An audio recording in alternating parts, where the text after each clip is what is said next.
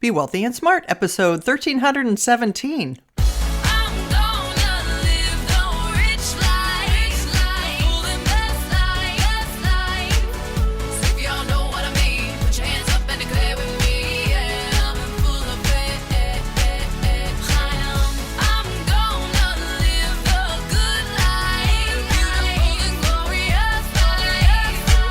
Step into a world of wealth and financial freedom without budgets, boredom, or bosses on Be Wealthy and Smart. And now, here's your host, Linda P. Jones. Welcome to Be Wealthy and Smart. I'm Linda P. Jones, America's Wealth Mentor, empowering women and men worldwide to financial freedom. On today's show, we're going to talk about how the economy is stronger than expected. Because for the last couple of years, all we heard was negative news. We heard report after report that the economy was going to go into a recession, that it was going to be a really bad recession, that China's economy was going to crumble and cause a horrible recession here and a collapse in our stock market, and our banking system was going down. Oh my goodness, the negativity that was reported the last couple of years is off the charts. But it all was for naught, because guess what? The economy is actually stronger than expected. And it's not just me saying that. Actually, the National Association for Business Economics sharply revised upwards its gross domestic product forecast for 2024. National Association of Business Economics, or NABE, now expects that the economy is going to grow by 2.2%, compared to their former estimate, which was only 1.3% just 2 months ago. So a huge increase in expected gross domestic product, and the chief economist at Morgan Stanley and NABE president, Ellen Zentner, said the stronger February growth forecast for 2024 result from upward revisions to key sectors of the economy, including consumer spending. Yes, consumers have been extremely strong, which is what I've been emphasizing. They are 70% of the economy, and you can't have a recession if the consumer is still spending and is feeling very strong. And that's exactly what's been happening. Even Bank of America's survey of Merrill financial advisors said they had an uptick in bullish sentiment and a decline in recessionary fears.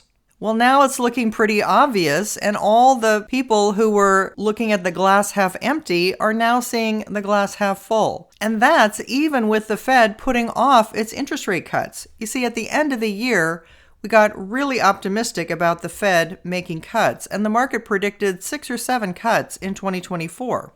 Then we went the other way, and people were putting off how long the Fed was going to take to cut interest rates. And now they're going out as far as July, which is also nonsense. It's probably going to happen around May, the first Fed rate cut of 25 basis points.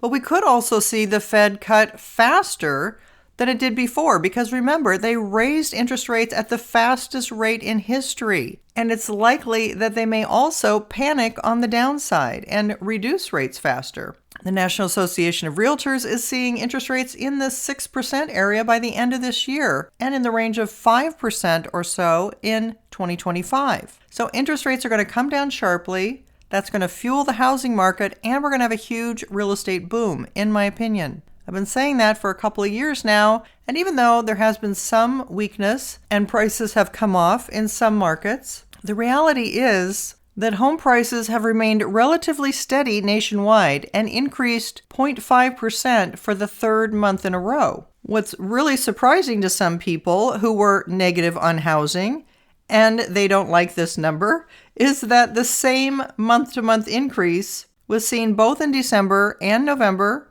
and on an annual basis, prices are up 6.7%, which is the largest jump in prices in a year. And again, that's because at the end of the year, we were anticipating interest rates were going to drop faster. So according to Redfin senior economist Shahriyar Bokhari, he said the decline in rates gave buyers more purchasing power and for some a sense of urgency to lock in a mortgage, and price growth held steady last month because many of the home purchases that closed in January were negotiated at the end of the last year when mortgage rates posted the biggest drop since 2008. We still also have a shortage of inventory, and the fact that we have fewer homes for sale with interest rates coming down, is going to fuel a huge bull market with, I believe, craziness and multiple offers again for real estate in the next 2 years. Interestingly, Montgomery County, Pennsylvania, which is north of Philadelphia, saw the largest monthly increase in home prices, which was 3.7%. On top of Philadelphia, you had Baltimore that also had a 1.9% jump, Cleveland had a 1.7% jump, and New York had a 1.6% jump. Those are the top 5 real estate markets. Now, there were 13 areas that had a decline in prices, like Charlotte, North Carolina, which fell the most, which was 0.7% down since December. But overall, housing is still very strong because you can't have a crash when there's no inventory. Crashes happen when everybody tries to sell at once, which will probably happen a couple years from now. But right now, we're getting ready for a real estate market that is going to heat up all over again. That, combined with a strong consumer, is looking really good for the market. Now, we might have some unexpected unemployment in the tech sector that's due to AI, but I think that's going to be a little bit slower. People are going to be reluctant to lay people off until they have more confidence in AI and AI's effects. But I think it'll happen over time. So that's one cautious thing to be a little bit concerned about because high-tech people tend to make relatively high incomes. But nonetheless, the market is on a tear. And so far year to date, the S&P is up 6.67% and NASDAQ is up 6.82%. But again, most of the performance is coming from a handful of mega cap tech companies. And the mega cap growth ETF is up 9.16% year to date.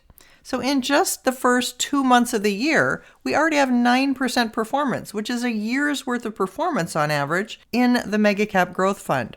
It just goes to show you that those very large companies that can take advantage of AI are going to be given a premium for that reason. And the trend in AI is one of the most important trends that's going to go on for years.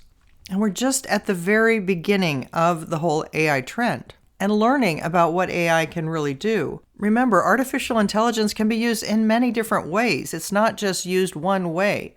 So there's many different types of companies that can use it and benefit from it.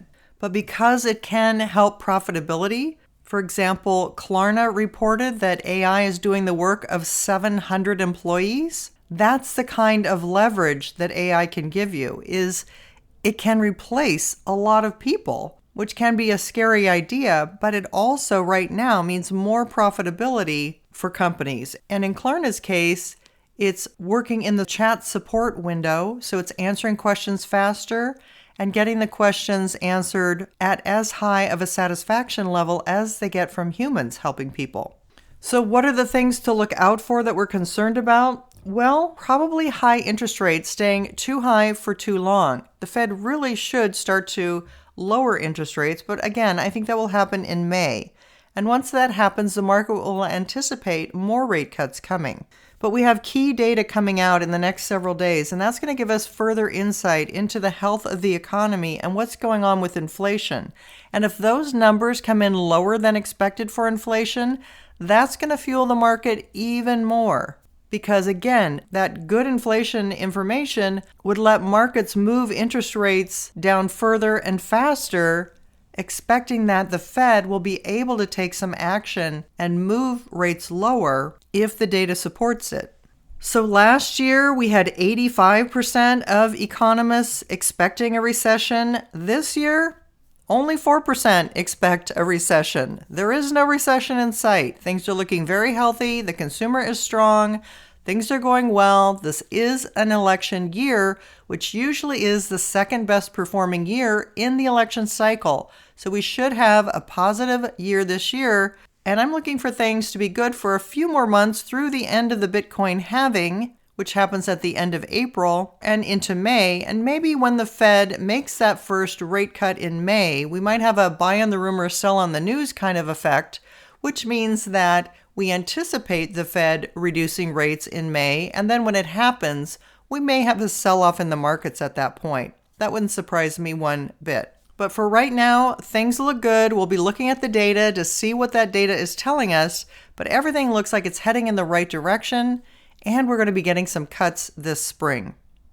If you haven't yet subscribed to Be Wealthy and Smart, hit the subscribe button and you'll be notified as soon as new podcasts are available. And all of my podcasts are on my website at lindapjones.com/podcasts. And while you're there, sign up for my weekly newsletter for more tips for your financial freedom. That's all for today. Until next time, live the good life and be wealthy and smart.